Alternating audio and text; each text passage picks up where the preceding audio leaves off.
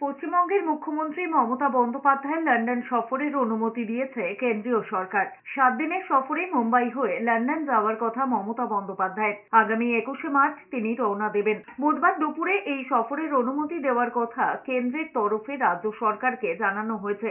লন্ডনে 7 দিন ঠাসা কর্মসূচি রয়েছে পশ্চিমবঙ্গের মুখ্যমন্ত্রীর। অক্সফোর্ড বিশ্ববিদ্যালয় থেকে তাকে আমন্ত্রণ জানানো হয়েছে। সেখানে ছাত্রছাত্রী এবং গবেষকদের সামনে ভাষণ দেবেন তিনি। সংস্কৃতি, ইতিহাস থেকে শুরু করে পর্যটন, নানা ক্ষেত্রে পশ্চিমবঙ্গের উন্নয়ন, কন্যাশ্রীর মতো সামাজিক প্রকল্পের কথা অক্সফোর্ডে তুলে ধরতে পারেন মুখ্যমন্ত্রী মমতা বন্দ্যোপাধ্যায়। লন্ডনে একটি শিল্প বৈঠকেও যোগ দেবেন। রাজ্য প্রশাসন সূত্রে খবর, পশ্চিমবঙ্গের শিল্পের অনুকূল পরিবেশ, শিল্প নিয়ে সরকারের নীতি বৈঠকে তুলে ধরবেন মুখ্যমন্ত্রী। শিল্পপতি এবং বাণিজ্য প্রতিনিধিদের পশ্চিমবঙ্গে বিনিয়োগের বিষয়ে আগ্রহী করে তোলাই তার উদ্দেশ্য।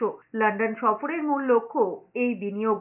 বিদেশি বিনিয়োগকারীদের আকৃষ্ট করতে পশ্চিমবঙ্গের ব্যবসা বান্ধব নীতিগুলোর ওপর জোর দিতে পারেন মুখ্যমন্ত্রী মমতা বন্দ্যোপাধ্যায়।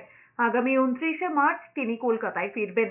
উল্লেখ্য, এই ধরনের বিদেশ সফরের ক্ষেত্রে সাধারণত কেন্দ্রের অনুমতির প্রয়োজন হয়।